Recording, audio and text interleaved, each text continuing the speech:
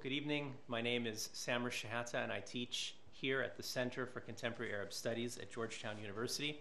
And it is my pleasure to welcome you to tonight's event. Tonight, we are very fortunate to have our colleague and a friend, Professor Joseph Sassoon, discussing the release of his new book. There are few occasions in academic life that are more worthy of celebration than the publication of a book, and certainly none more so than the publication of a major book, and that's what this is likely to be. Professor Sassoon is an adjunct professor at Georgetown University. He is also a senior associate member at St. Anthony's College in Oxford.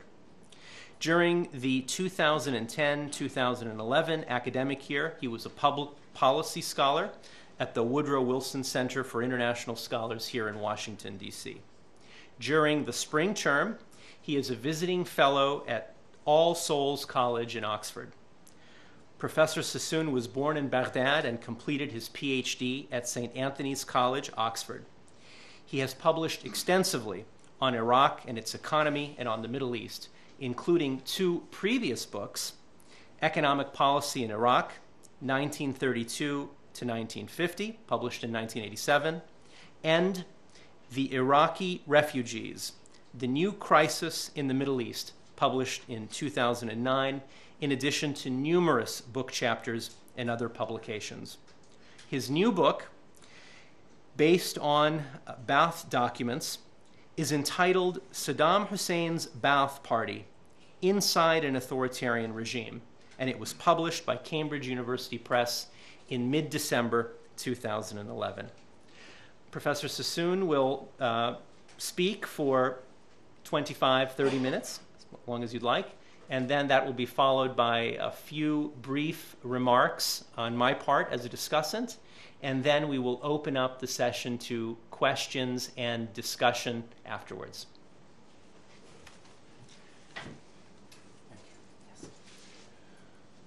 Samer, thank you very much for this kind introduction, and thank you for the center for arranging everything, and special thanks to Marina, who really did all the work. My book is an attempt to understand the inner workings of a modern Arab state from its own meticulous records rather than journalistic or secondary sources. For the first time, we are able to delve into the functioning of a one-party Arab state in the grip of a powerful authoritarian ideology. It is the study of the party's activities and modus operandi when it ruled the country between 1968 and 2003. My research relied primarily on the massive archive of government documents captured by the United States after the fall of Saddam Hussein in April 2003. These contain the records of the Ba'ath Party, the intelligence services, mainly the Special Security Organization, the Diwan, which is the presidential offices, and the Ministry of Information, as well as audio tapes of the meetings of the Revolutionary Command Council. Altogether, provide unparalleled insights into the ideology and structure of Saddam Hussein's regime. Whereas the documents reveal the decisions made, the tapes capture the spontaneity of private discussions among the country's leaders. These archives of the Ba'ath regime illustrate in minute detail how the different arms of the state functioned, how the intelligence services gathered information, recruited informers, carried out their surveillance of society. Reports were filed by all levels of the party hierarchy and were meticulously cross-referenced. From these records and countless memos, we can build a unique picture of the regime. I also researched documents taken out by the Kurds in 1991 and handed into the U.S. Human Rights Watch published a selection of these reports on its website and graphically described the bureaucracy of repression portrayed in these documents. The description of these documents of the 80s is applicable to the majority of the documents, and let me quote. The language is numbingly dry, the format highly formalistic. Written thus, the documents bespeak the daily tedium of career civil servants hewing closely to establish bureaucratic procedure. The all-pervasive Iraqi bureaucracy manifests itself in another fashion, through the simple mechanism of referencing.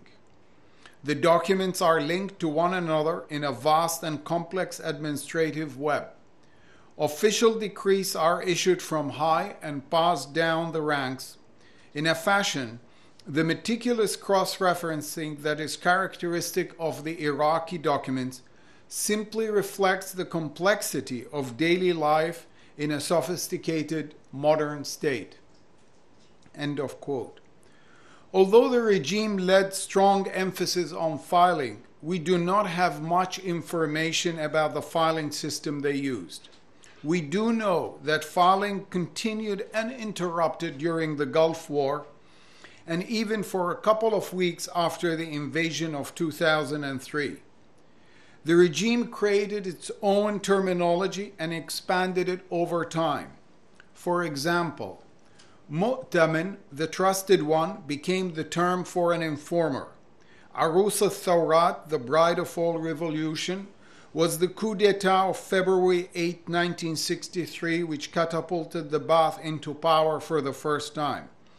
And numerous metaphors refer to special days of celebrations and to organization, such as Munazzamat al-Munadhalin, the organization for party veterans, which actually was nothing but an organization for retired senior Ba'athists.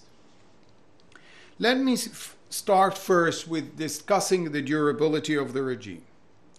There are many ways to interpret the durability of the regime. Some argue that a dictatorship could not run by one man alone, however unrestricted his power was. There is a recognition that dictatorships flourish on wide complicity, fueled by a variety of motives from idealism to fear, and that makes great sense of their durability. In Iraq, the Ba'ath Party was one of three pillars of governance, together with the military and the bureaucracy, but it was more important than the other two.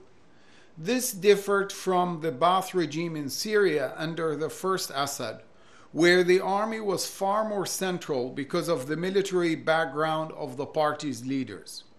In Iraq, Saddam Hussein deliberately weakened the military as part of his coup-proofing, and the party became the essential core of the political system's command and control of the country.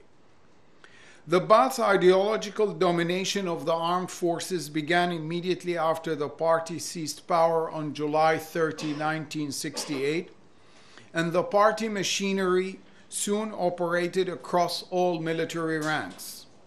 Historically, Iraq has developed a competent civil service that managed day-to-day administration, but the party slowly but surely crept into this bureaucracy and succeeded in bending it to serve its own political ends.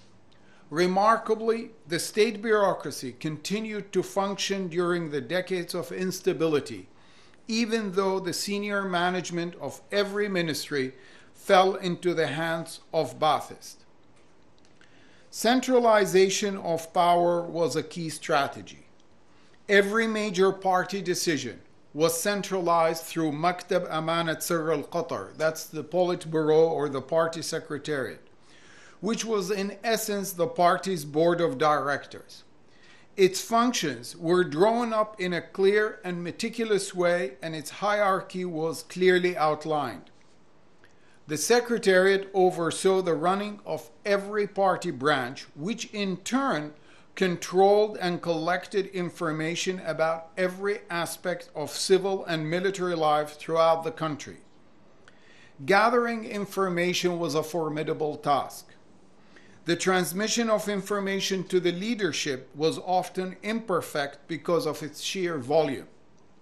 But it was also sometimes deliberately inaccurate or embellished to hide inefficiencies or overstated promises made by the local leadership.